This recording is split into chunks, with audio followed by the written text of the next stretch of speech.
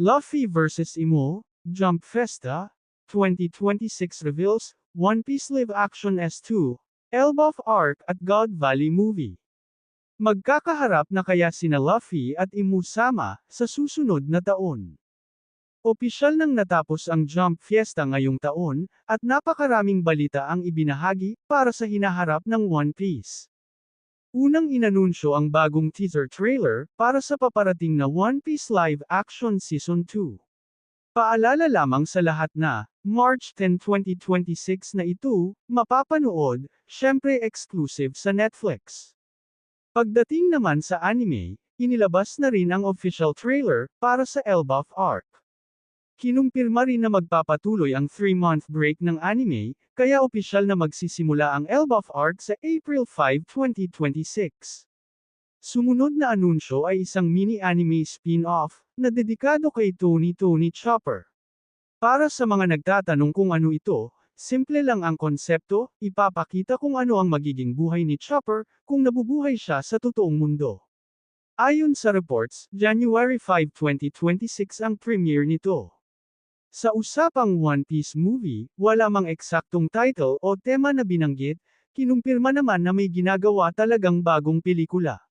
Base sa pattern ng One Piece movies, na lumalabas kada 3 hanggang 4 na taon, malaki ang tsansa na 2026 ang susunod na release, lalo't ang film Red ay noong 2022 pa.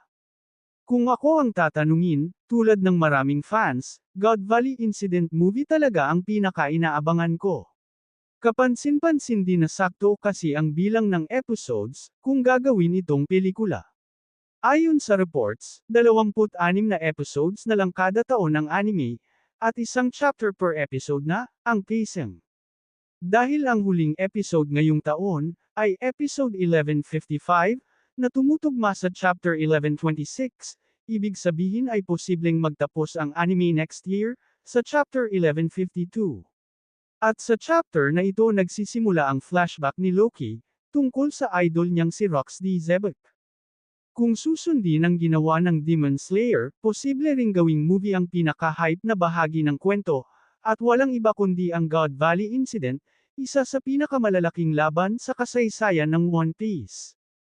Para sa inyo, agree ba kayo na gawing movie ang God Valley Incident? E-comment nyo lang ang opinyon nyo para mapag-usapan natin.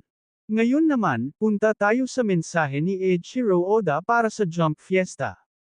Sinimula ni Oda ang kanyang mensahe, sa pagsasabing, marami tayong aabangan sa susunod na taon, ngunit pabirong sinabi na, hindi niya pa ito maaaring ibunyag sa Jump Festa.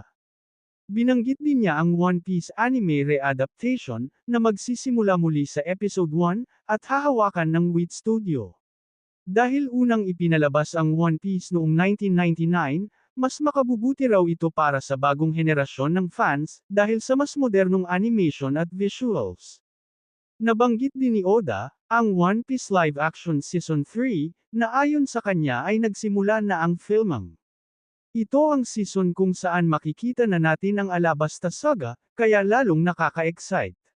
Sa manga naman, binalikan ni Oda ang mga nangyari ngayong taon, lalo na ang mahahabang flashback, na nagbigay liwanag sa kasaysayan, lalo na ang God Valley Incident.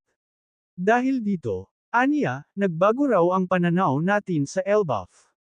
Dati ay simple lang nating tinitingnan ang mga giants, pero matapos malaman ang sakripisyo ni King Herald, at ang sinapit niya sa kamay ng world government, mas lumalim ang kahalagahan ng Elbaf sa kwento. Nagpahiwatig din si Oda, kung mapupuntahan na ba natin next year ang isla, na tanging crew lang ng Pirate King ang nakarating, ang Laugh Tale.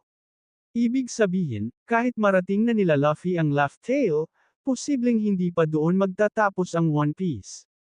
Malaki ang tsansang ang huling yugto ng kwento, ay ang labanan ni Luffy, kontra world government. Dagdag pa ni Oda, malapit na raw nating makilala ang Man with the Burn Scar, na tila kumpirmasyon na lalabas na talaga ang misteryosong karakter na ito, sa susunod na taon.